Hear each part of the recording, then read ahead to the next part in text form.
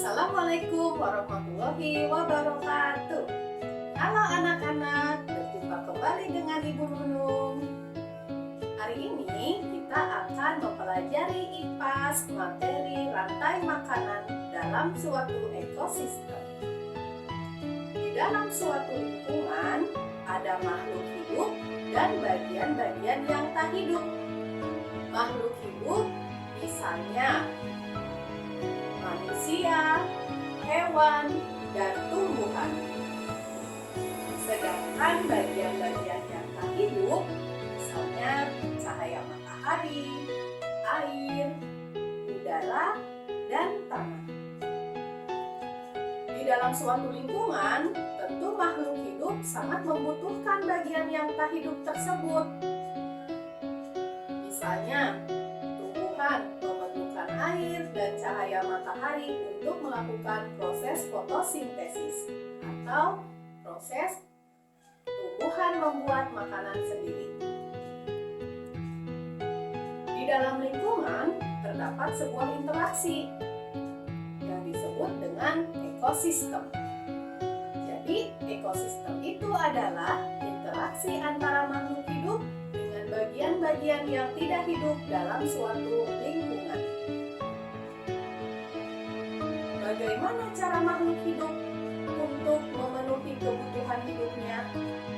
Tentu memerlukan sebuah energi atau sumber makanan. Di dalam suatu ekosistem ada yang disebut dengan rantai makanan. Rantai makanan adalah hubungan makan dan dimakan antar makhluk hidup dengan urutan tertentu. Coba kita perhatikan rantai makanan dalam ekosistem sawah. Padi dimakan tikus. Tikus akan dimangsa oleh ular. Ular akan dimakan oleh burung elang, dan burung elang akan diuraikan oleh jamur atau pengurai. Komponen-komponen ekosistem tersebut dalam rantai makanan mempunyai peranan masing-masing.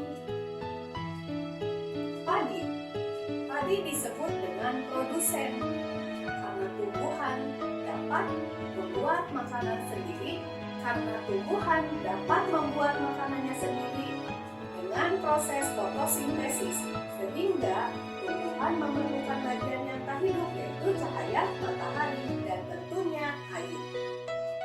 Padi dimakan tikus. Tikus mempunyai peran sebagai konsumen tingkat 1, yaitu hewan herbivora yang memakan tumbuhan.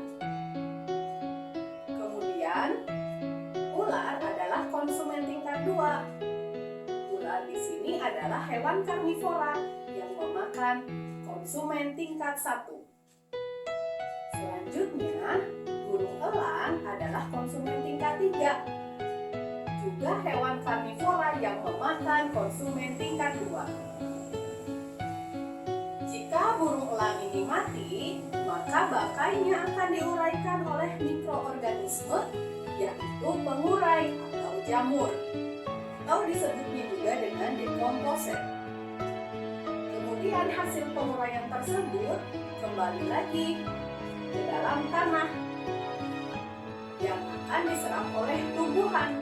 Begitu seterusnya siklus rantai makanan dalam suatu ekosistem. Tentu anak-anak juga sudah tahu bahwa ekosistem itu tidak hanya ekosistem sawah, ada juga ekosistem hutan. Baik, kita perhatikan rantai makanan dalam ekosistem hutan berikut ini. Di hutan ada rumput. Rumput dimakan oleh kelinci. Kelinci di sini sebagai konsumen tingkat 1, dan rumput adalah produsen. Kelinci akan dimangsa oleh serigala. Serigala adalah konsumen tingkat 2.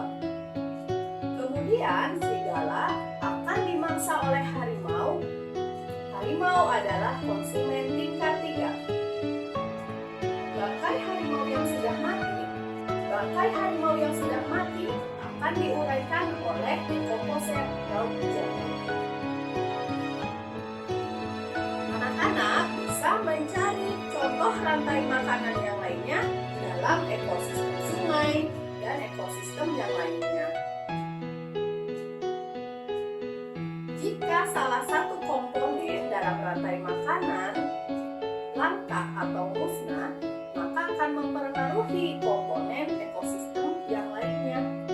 Misalnya, jika sedang musim kemarau dan padi mengering, maka tikus akan kekurangan sumber makanannya. Kemudian, jika tikus tidak ada di sawah, maka ular juga akan kekurangan sumber makanannya, yaitu tikus. Begitu selanjutnya, tidak akan kita jumpai elang karena elang sulit untuk menemukan ular atau tikus sebagai sumber makanannya. Begitu seterusnya, karena makhluk hidup dan bagian yang terhidup tentu saling berhubungan. Anak-anak bisa mencari contoh yang lain dan membaca dari buku sumber yang lain. Semoga anak-anak paham dan apa yang Ibu Nunung sampaikan bisa bermanfaat. Sekian yang dapat Ibu sampaikan. Wassalamualaikum